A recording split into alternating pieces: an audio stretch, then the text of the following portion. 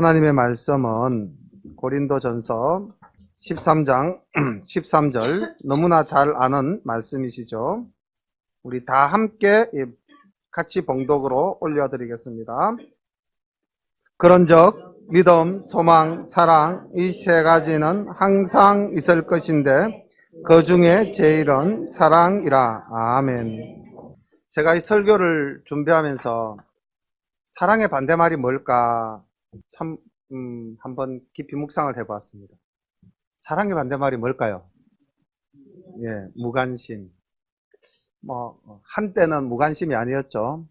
한때는 미움하다가 미움도 이제는 극에 달하면 아예 관심이 없어진 데서 사랑의 반대말이 무관심이 된 지가 좀 된 것 같습니다. 이건 제가 볼 때 세상적 관점에서 또 그냥 우리의 보편적인 관점에서 사랑의 반대말이 뭘까 생각하면은 미움, 무관심, 당연히 이제 이 답이 나옵니다. 근데 이제 제가 오늘 13장 말씀을 준비하면서 이 사랑장인데 왜 바울이 이 13장에서 이토록 사랑을 외치게 되었는가? 그 생각을 해보니까 사랑의 반대말이 뭘까? 제가 찾은 답은 뭘까요? 혹시 나는 사랑의 반대말이 믿음으로 고백할 때 이것일 것 같아. 혹시 떠오르시는 분 계시면은 한번 말씀해 보시겠습니까? 예, 저도 교만으로 답을 찾았습니다. 사랑의 반대말이 교만인 것 같다. 고린도 교인들이 얼마나 교만했으면은 바울이 이 사랑을 이렇게 부르짖게 되었을까? 그런 생각이 참 많이 들었습니다. 제가 우리 고린도전서 이제 고린도전서 시작할 때 그 고린도라는 상황에 대해서 말씀드렸지 않습니까? 오늘도 그 은사에 대해서 또 말씀드리기 직전에 고린도 교인들이 어떠했다라고 말씀드리지 않았습니까? 그러니까 고린도 교인들은 그냥 자기를 내세우는데 여념이 없는 거예요. 그리고 자기와 뜻을 같지 않은 사람들과 이렇게 분당을 짓는 일에 얼마나 열심히였는지 분당, 분파 정말. 그래서 이제 바울은 13장에서 사랑을 이렇게 외칩니다. 예배 드리기 전에 죄송합니다. 말씀 듣기 전에 우리 이 찬양 한 곡 부르고 또 말씀 듣고 나서 이 찬양을 또 한 번 부를 겁니다. 그럴 때 지금 내 감정과 잘 기억해 두십시오. 지금 이 찬양을 드리는 내 감정과 또 다시 말씀을 다 듣고 난 후에 우리가 말씀을 묵상하고 난 후에 또 부르는 이 찬양이 어떻게 달라지는지 띄워주십시오. 사랑은 언제나 오래 참고. 우리가 다 아는 찬양이죠. 함께 찬양 드리겠습니다.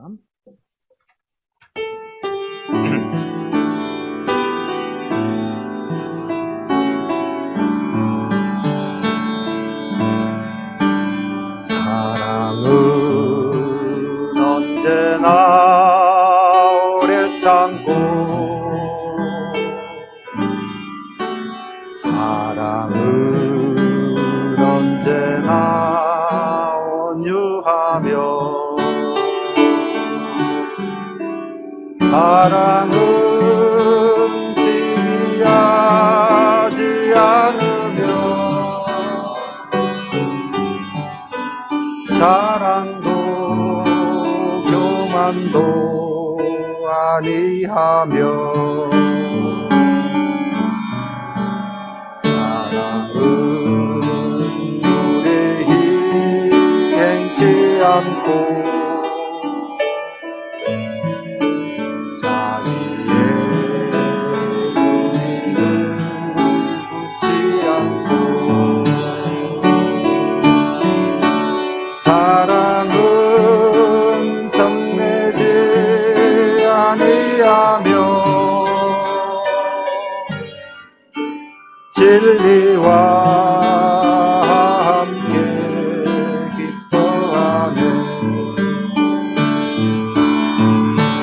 사랑은 모든 것 감싸주고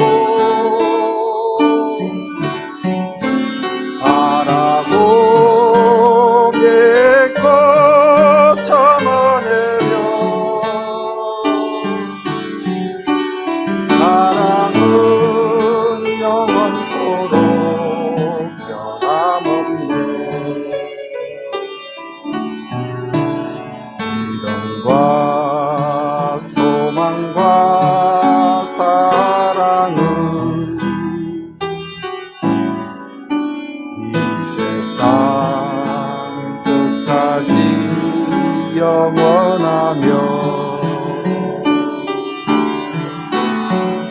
믿음과 소망과 사랑 중에 그 중에 제일은 사랑이라. 그 중에 제일은 사랑이라. 아멘.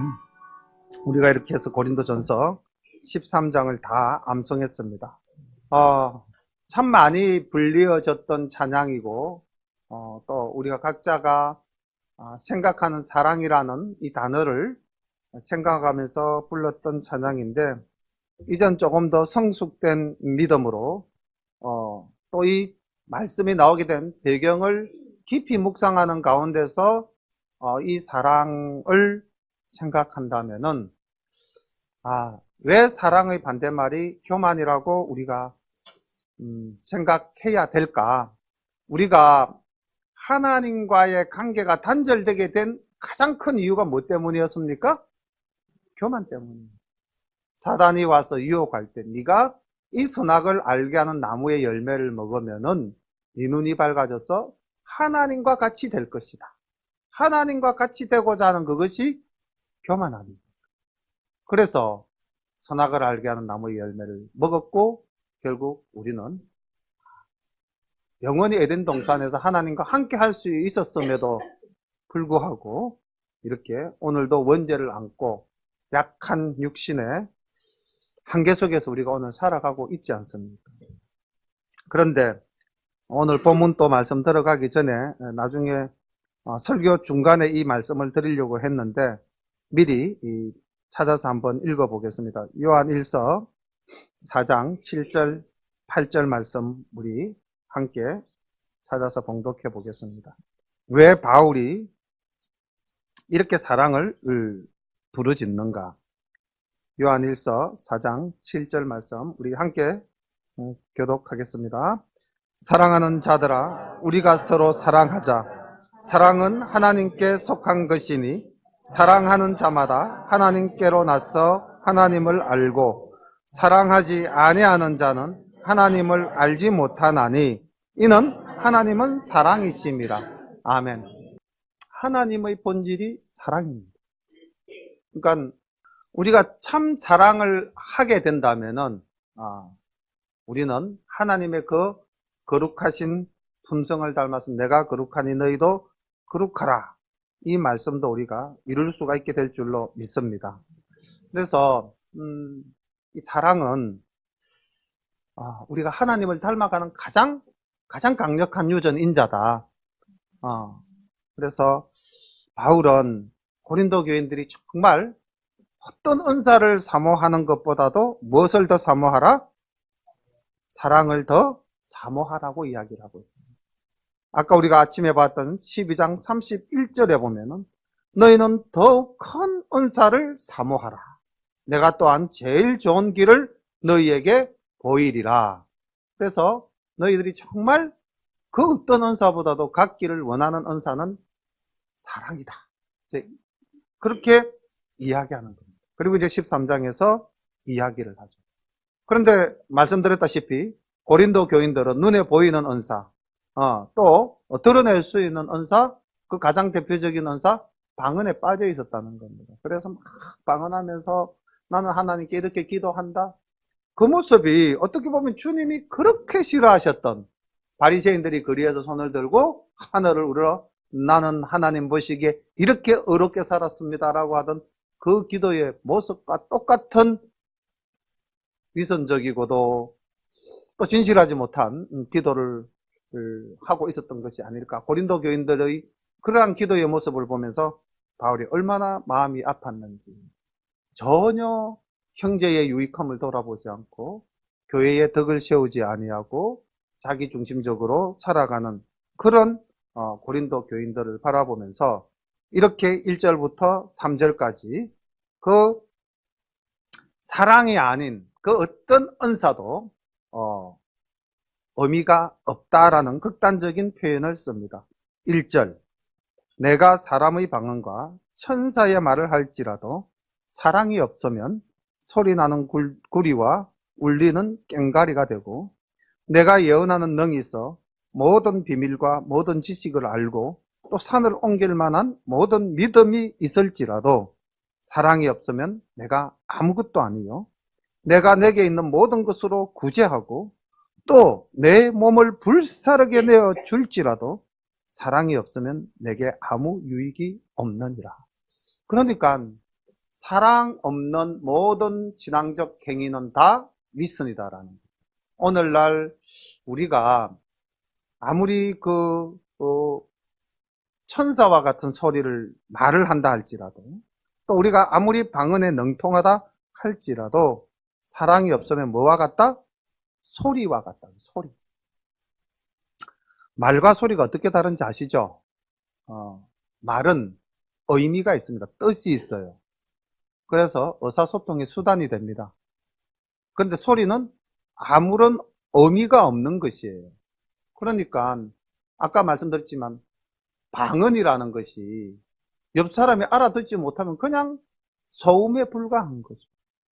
그리고 내가 기도를 해도 그 기도가 무엇인지 내가 알지 못한다, 내 스스로가 통역이 되지 않는다면 아무런 의미가 없다는 겁니다.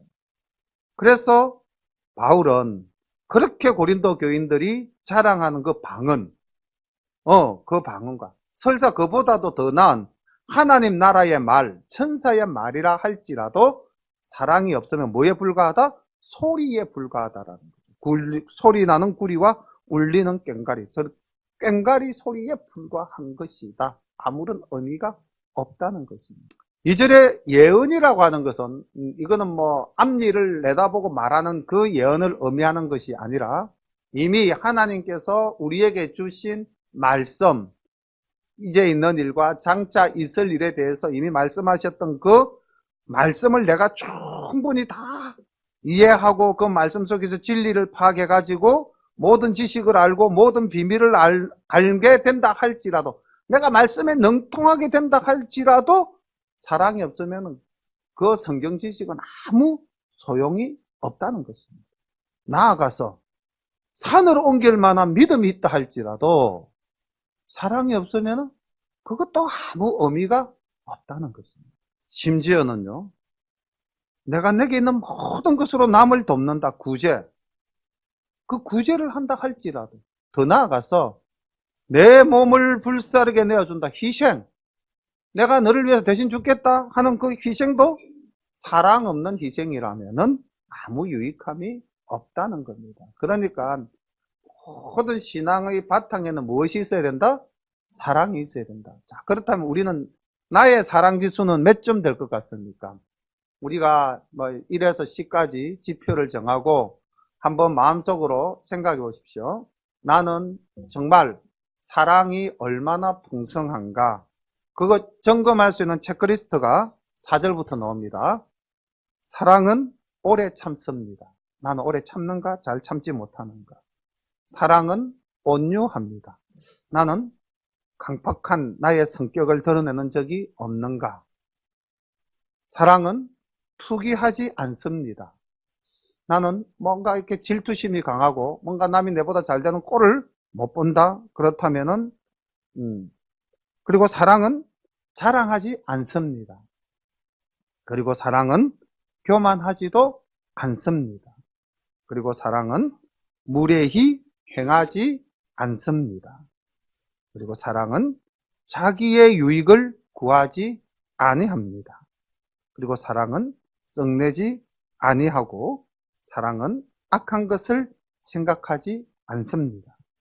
사랑은 불의를 기뻐하지 아니하고 사랑은 진리와 함께 기뻐합니다. 사랑은 모든 것을 참고 사랑은 모든 것을 믿으며 사랑은 모든 것을 바라며 사랑은 모든 것을 견딥니다. 사랑은 언제까지든지 영원합니다. 떨어지지 아니한다. 영원하다는 거죠. 우리가 자랑하는 그 예언도 없어질 것이고 방언도 그칠 것이고 지식도 패할 것이지만은 그러나 사랑은 영원합니다. 왜냐하면 하나님은 영원하신 분이시니까. 자, 그렇다면은 4절부터 7절까지, 4절부터 7절까지 쭉 정리해 보면은 나의 사랑의 지수가 나오겠죠. 나는 얼만큼 풍성한 사랑을 가지고 있는가? 왜 사랑이 영원한 것인가? 우리가 그렇게 소중하게 생각한다는 지식, 그리고 고린도 교인들이 그렇게 열렬히 내세웠던 방은 다 한계적 존재라는 거죠. 아니, 하나님 나라가 임한다면 방언이 필요가 있습니까? 없습니까? 필요 없잖아요. 우리가 하나님을 직접 대면해서 이제 보게 될 것인데. 하나님을 아는 지식도 필요가 없습니다. 왜? 하나님을 직접 볼 것인데요. 그리고 그 성경에 대한 예언의 말씀들도 하나님 뵈는 그날은 모든 것이 다 이루어지는 것인데. 그래서 예언도 패하고 방언도 거치고 지식도 패한다. 다 한계적이라는 것입니다. 사랑 앞에서는 온전한 것이 없다는 것입니다. 가장 온전한 것이 무엇인가? 사랑이라는 것이. 우리 열린교회 가족 모든 분들은 정말 이 사랑으로서 내가 살아가고 있는가? 오래 참는가? 나는 온유한가? 나는 투기하지 아니하는가? 나는 자랑하지 아니하는가? 나는 교만하지 아니한가? 나는 무례히 행치 아니하는가? 나는 나의 유익을 구하지 아니하는가? 나는 썩내지 아니하는가? 나는 악한 것을 생각하지 아니하는가? 나는 불의를 기뻐하지 아니하는가? 나는 진리와 함께 기뻐하는가? 나는 모든 것을 참는가? 모든 것을 믿는가? 모든 것을 바라는가? 모든 것을 견디는가? 이렇게 질문을 던져보고 예, 아니요, 예, 아니요라고 답을 하면은 내 사랑의 지표가 나오겠죠. 한번 해보시기 바랍니다. 우리가 고린도전서 13장 아까 찬양으로 고백했는데 정말 내가 여기에 이 질문에 대해서 하나하나 대답을 한다면 내가 하나님의 그 본질인 사랑을 내 속에 갖기를 원하는데 나의 취약점이 어디 있는가를 발견할 수 있잖아요. 나는 이 부분은 그래도 좀 돼. 근데 나는 이게 안 되는 거구나. 우리가 그것을 알면은 고칠 수 있지 않습니까? 알면은 또 보완할 수도 있지 않습니까? 그러면서 제가 왜 이제 이 사랑을 강조한 이 바울의 이 13장을 가지고 사랑의 반대말이 이 교만이라고, 죄송합니다. 교만이라고 생각을 했는가? 그럼 사랑을 다른 말로 나타내면은 무엇일까? 하나님은 어디까지 내려가셨을까요? 하나님의 그 사랑이 어디까지 내려가서 우리들에게 나타나신 바 되었을까요? 하나님이 죽으셨다. 네, 죽으셨죠. 십자가상에서. 하나님이 죽기까지 우리를 사랑하셨다. 그렇죠. 그렇게도 볼 수 있죠. 그런데 이제 저는 그보다는 죽기까지를 생각을 못했습니다. 생각이 좀 짧아가지고. 어디까지 갔냐면은, 주님이 제자들의 발을 씻기시는 장면을 생각하면서 인자가 이 땅에 온 것은 섬김을 받으러 온 것이 아니라 오히려 섬기러 왔노라 했던 그 말씀이 이제 저는 이렇게 이제 묵상 가운데 와닿으면서 하나님은 어디까지인가? 우리의 발을 씻기기까지 겸손한 데까지 내려가셨다. 그래서 저는 사랑의 그 본질을 겸손이라고 생각을 했습니다. 그리고 이제 겸손이라고 생각을 하니까 사랑의 반대말이 이제 교만으로 이제 자동적으로 연결이 되어졌습니다. 그래서 우리가 정말로 사랑할 수 있는 훈련은 겸손해지는 훈련이다. 내가 겸손해지면 겸손해질수록 하나님의 사랑을 우리가 나타낼 수 있을 것 같다. 그런 생각을 이 말씀을 준비를 하면서 해보았습니다. 그리고 우리가 알고 있다는 것은 모두가 다 한계적이라는 겁니다. 온전하지 못하다. 그것을 이제 9절부터 12절까지 이야기를 합니다. 우리는 세상에서 좀 많이 배웠고 또 이렇게 또 세상에서 뭔가를 많은 일을 하고 또 이렇게 주체적으로 막 당당하게 살아가다 보면은 내가 모든 것을 다 아는 것인 양 이렇게 이제 좀 우리가 착각을 많이 하죠. 착각. 근데 사실 조금 더 내보다 나은 사람 만나면은 그냥 또 우리는 그 순간 막 무너져 버리죠. 그래서 어떨 때는 막 그 무너짐이 참담하면 비굴하기까지 해지잖아요. 가장 힘이 세다고 생각했던 동물이 더 큰 힘센 동물을 만나면 어떻게 됩니까? 뭐 바로 그냥 막 그 동물 앞에서 납작 엎드리지 않습니까? 근데 우리가 그런 한계적 존재인데도 불구하고 우리는 마치 그렇지 않은 것인 양 생각하죠. 그게 이제 창세기부터 나오지 않습니까? 바벨탑을 쌓는 인간의 모습. 그리고 이게 저는 정확한 기사는 안 읽었는데 제목만 읽고 그냥 넘어갔는데 이제 이 지구상에 가장 단단하고 절대 녹지 않을 것이라고 생각했던 빙하마저 녹는다. 그 제목만 읽었습니다. 내용 구체적으로 안 살펴봤습니다. 그 딱 타이틀 보는 순간에 사람은 가만히 놔줘도 이제는 스스로 멸망을 향해서 끊임없이 달려가고 있다. 그런 생각도 해봤고요. 오늘인가 어젠가 어떤 분하고 이야기하면서 그런 이야기를 했습니다. 사람이 이제 결혼도 안 하고 아이를 안 낳고 결혼을 해도 아이 안 낳고 아예 또 결혼 안 하고 그 속에 뭐가 들어있을까? 왜 결혼 안 할까요? 왜 결혼해도 아이 안 낳을까요? 그 속에는 전혀 사랑이 없는 거예요. 그리고 뭐만 챙깁니까? 자기만 챙기는 거예요. 자기의 욕심만 채우려고 하는 거죠. 결혼하면은 내가 구속되고 내 누릴 수 있는 자유가 억압당한다. 이거 누구부터 생각하냐면 엄마들부터도 그렇게 생각을 하더라고요. 그래서 뭐 결혼하려고 빨리 하려고 놓고 결혼하면 얼마나 힘든데 좀 더 즐기다가 천천히 해라. 그렇게 놔두면 천천히 나중에 결혼합니까? 편한 게 익어가지고 안 하려고 그러죠. 그리고 요즘 결혼한 친구들이 왜 애기 안 낳으려고 그러니까 애 낳으면 또 애 챙겨야죠. 내 마음대로 못 한다는 거죠. 그래서 애 안 낳지 않습니까? 사람은 가만히 놔줘도 스스로 지금 멸망을 향해서 다가가고 있는 거예요. 우리 옆에 교회 옆에 바로 고암중학교 우리 준이준아 준서가 다니는 학교가 제 기억으로는 한때 12반까지 있었던 걸로 기억이 됩니다. 그리고 한 반에 한 50명쯤 된 걸로 알고 있어요. 그러면은 한 학년만 600명이에요. 전교생 1800명입니다. 근데 지금 한 반에 25명 되려나요? 25명 된다고 가정하고 안 되는 반도 있을 거예요. 한 23명, 심지어는 20명 이렇게 이제 가는데 그게 5반밖에 없는 걸로 알아요, 제가. 그럼 25명씩 5명 해, 5반 해도 125명입니다. 125명 상계 학년 합쳐봤자 375명, 400명도 안 되죠. 그러니까 벌써 이만큼 우리가 망한 거예요. 1800명 되던 학생이 500명도 채 안 된다. 이미 우리가 인류가 그만큼 망한 거예요. 대한민국이 그만큼 망한 거고. 하나님이 가만히 놔줘도 인간은 자기 욕망에 의해서 자기 욕심에 의해서 멸망의 길로 간다니까요. 이게 인간의 욕심이라는 거예요. 모르죠, 자기들은. 그냥 잘 살고 있는 것인 양 착각하는 거죠. 왜 그렇게 착각하고 사는가? 온전히 알지 못하기 때문에. 고린도 교인들이 그렇게 교만하고 그렇게 분당짓고 그렇게 바울의 마음을 아프게 하고 그렇게 교회 안에서 난리를 피운 것도 완전하지 못했기 때문입니다. 그걸 이렇게 이제 바울은 에둘러서 이야기를 합니다. 9절부터 봅니다. 우리가 부분적으로 알고 부분적으로 예언하니, 아까 예언은 앞니를 내다보는 예언이 아니고 하나님의 말씀에 대한 이해라고 생각을 하시면 됩니다. 온전한 것이 올 때는 부분적으로 하던 것이 패하리라. 여기서 부분이라는 말과 온전이라는 말이 대를 이루고 있죠. 그 다음 또 예를 듭니다.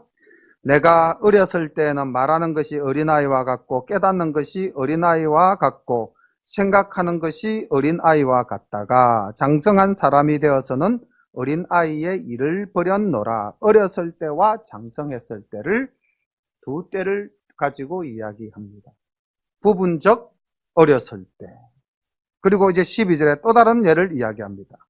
우리가 이제는 거울로 보는 것 같이 희미하나 그때는 얼굴과 얼굴을 대하여 볼 것이요. 이제는 내가 부분적으로 아나 그때는 주께서 나를 아신 것 같이 내가 온전히 알리라. 거울로 보는 것과 얼굴과 얼굴을 대하여 보는 것. 그리고 이제는과 그때는 이렇게 이제 시간적으로도 대를 이루게 만들어 놨고 상황적으로도 거울 보는 것, 얼굴을 마주 보는 것 두 상황을 나타내고 있습니다. 부분적으로 알고 어린 아이와 같고 거울로 보는 것 같이 희미한 것이 오늘날 우리가 이 땅을 살아가면서 고백할 수밖에 없는 우리의 현실이라는 겁니다. 그래서 우리가 온전한 사랑을 알지를 못한다는 것입니다. 그런데 그때 얼굴과 얼굴을 대하여 볼 그때, 그리고 주님께서 나를 아신 것 같이 내가 주님을 온전히 아는 그때는 우리 모두가 하나님을 대면해서 보는 그 자리에서는 하나님의 온전한 사랑을 알게 된다는 것이죠. 그래서 다시 이 말을 다시 한 번 더 정리를 해보면은 우리를 가장 온전하게 하는 것은 무엇이다? 사랑이라는 것이죠. 우리를 가장 온전하게 하는 것은 사랑이다. 우리가 하나님의 사랑을 정말 바르게 알게 되고 우리가 하나님의 사랑을 온전히 깨닫게 되고 우리가 그 하나님의 사랑을 이 땅에서 나름대로 행할 수 있게 된다면은 우리는 장성한 사람이 되는 것입니다. 그렇지 않고 그냥 내 편한 대로 산다면은 어린아이와 같다는 거죠. 얼마나 바울의 이해가 적절합니까? 우리 여기 계시는 부모님들 아이들 키울 때 특히 한 7, 8살 때쯤 아이들 마켓, 이렇게 백화점이나 마켓 데리고 가면은 어떻습니까? 애는 체면도 없죠. 어떤 상황도 전혀 고려하지 않고 지가 마음에 딱 든 거 골랐는데 엄마가 안 사주면 그 자리에서 바로 어떻게 됩니까? 넘어지죠. 그죠? 자빠지죠? 절대 안 일어나죠? 엄마가 아무리 이렇게 해도 안 됩니다. 그게 어린아이의 속성이에요. 그죠? 우리가 지금 딱 그렇게 살고 있다. 아무것도 안 보입니다. 오직 나만 보이는 거죠. 내 욕심만, 내가 갖고 싶은 것, 내가 하고 싶은 것. 내가 여기에 대해서 집중하면 내 주변이 어떻게 될 것이라는 것에 대해서는 전혀 배려하지 않지 않습니까? 고린도 교인들이 그렇게 살았다는 거예요. 내가 방언 기도 막 하면 되지 뭐. 내가 하나님 말씀 안다고 막 자랑하면 되지 뭐. 예언한다고 막 하면 되지 뭐. 이런 초보적 신앙 단계를 가졌다는 거예요. 은사를 받아도 성령님의 체험을 해도 성숙하지 못했다는 거예요. 오늘날 얼마나 많은 교인들이 그렇게 미성숙된 모습으로 살아가고 있는가. 저는 참 우리 열린교회가 감사한 게 또 교회가 참 하나님 보시기에 아름답게 이제 나아간다고 하는 것이 날마다 조금씩 성숙해지려고 노력하고 있다. 그런 측면에서 우리 교회는 참 바른 길로 가고 있다라고 생각을 합니다. 온전한 것을 우리가 알게 된다면 내가 가진 그 모든 것들 다 내려놓을 수 있지 않겠습니까? 그러면서 바울은 이렇게 13절에서 결론을 내리죠. 너무나 잘 아는 말씀. 우리가 오늘 다 함께 봉독했던 그 말씀. 그런즉 믿음, 소망, 사랑 이 세 가지는 항상 있을 것인데 그 중에 제일은 사랑이라. 아멘. 내 속에 성령님이 계심을 우리는 아멘으로 고백할 수 있죠. 예. 그렇다면 나는 오늘부터 무엇으로 살아야 됩니까? 예. 사랑으로 사는 우리 열린가족 되시기를 소망합니다. 나는 충분히 사랑하고 있어. 더 이상 사랑할 수가 없어. 이거는 정말 교만입니다. 그래서 4절부터 7절까지 체크리스트를 만들어 가지고 정말 한번 체크를 한번 해보십시오. 우리 교회 토요일마다 구역 나눔을 하는데 다음 주 다가오는 토요일 날 구역 모임할 때 이 체크리스트 각자 가지고 와가지고 한번 내놓고 고백하고 그리고 정말로 또 자기를 좀 더 하나님 앞에 겸손하게 내려놓는 그러면서 또 온전한 쪽으로 나아가는 그런 우리 열린 가족 됐으면 참 좋겠습니다. 우리 구역 모임을 하는 식구들은 또 그렇게 할 것이고 구역 모임을 하지 않는 분들은 각자 가정에서 체크리스트를 한번 만들어셔서 한번 해보시기를 바랍니다. 그렇게 하면서 내가 하나님을 얼마만큼 닮았는가. 우리가 여기 지금 부모님과 자녀가 함께 있는 가정들이 여기 몇 집 있잖아요. 저를 위시해서. 근데 우리가 딱 자녀를 보면은 제일 먼저 하는 말이 뭡니까? 참 엄마 많이 닮았네, 아빠 많이 닮았네. 우리 그 말부터 하잖아요. 그죠? 처음 이렇게 만나게 되면은 우리는 누구를 닮아야 될까요? 하나님을 닮아야 됩니다. 얼만큼 닮았는가? 많이 닮으면 많이 닮을수록 누가 기분이 좋죠? 아버지가 기분이 좋죠. 그러니까 아유 붕어빵이야 그러면 아들은 조금 기분 나쁠 수 있어요. 그런데 엄마나 아빠는 어때요? 기분 굉장히 좋죠. 아닙니까? 뭐 잘못됐나요? 별 호감이 없는 것 같아요. 아이가 부모를 많이 닮으면 많이 닮았다 할수록 부모는 기분이 좋습니다. 저는 그런 것 같아요. 근데 자식이 내보다 더 잘났다 하면 좀 기분이 그때는 더 좋죠. 네. 그래서 우리가 하나님을 닮아갈 때 아마 하나님이 굉장히 기분이 좋으실 것 같습니다. 저는 오늘 우리 교회학교가 이제 정말 모처럼 만에 이 추수감사절을 한 주 앞두고 막 경사가 일어났습니다. 집사람 말로는 아이들이 작년에 우리 교회 카페를 들렀던 애들인데 어저께 무다히 들어왔더라고요. 그 애들이 무다히 들어와가지고 소영이, 민경이, 경영이, 영경이 그렇게 해서 이제 그 세 명이 어저께 왔는데 오늘 또 빛나까지 한 명 더 데리고 왔더라고요. 그래서 얼마나 막 오늘 교회 학교가 막 풍성한지 막 잔치가 벌어졌어요. 뭐 부장 집사님 입술이 이만큼 올라가고 막 서기 집사님 막 서무사로 간다 갑자기 막 그런 바쁨 그런 즐거움은 늘 있었으면 참 좋겠다 했는데 이렇게 아이 4명이 와도 하나님이 이렇게 기뻐하시는데 우리가 이렇게 기쁜데 아마 다음 주일날 우리 가족들을 손에 손잡고 와서 예배드리면 정말 하나님 기뻐하실 겁니다.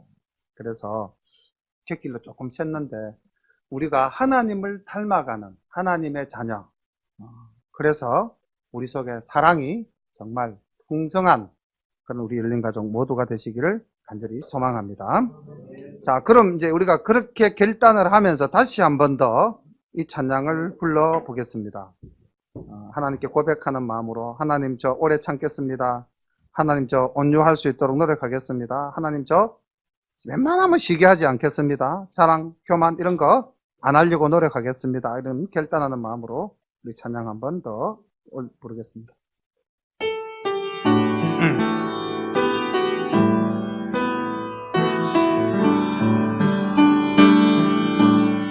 사랑은 언제나 오래 참고 사랑은 언제나 온유하며 사랑은 시기하지 않으며 자랑도 교만도 아니하며 사랑은 무례히 행치 않고 자기의 유익을 굳지 않고 사랑은 성내지 아니하며 진리와 함께 기뻐하네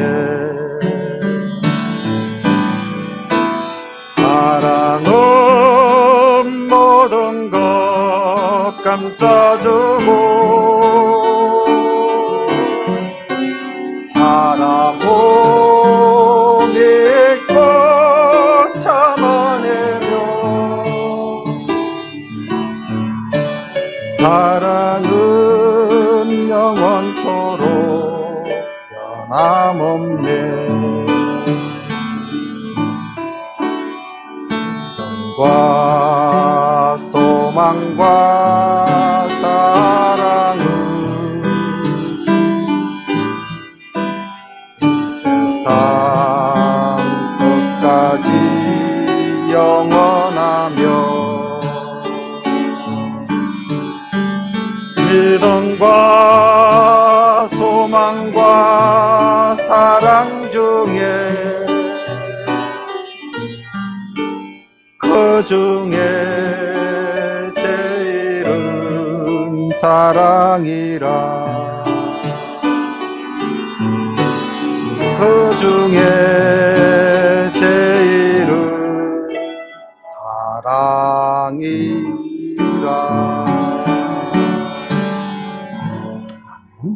오늘 이제 함께 기도하겠는데요. 하나만 잡고 기도합시다. 나는 이것이 부족합니다. 하나님, 저는 오래 참는 것이 안 됩니다. 하나님, 저는 교만하게 하지 않는 것이 참 안 됩니다. 저는 자랑을 너무 많이 합니다.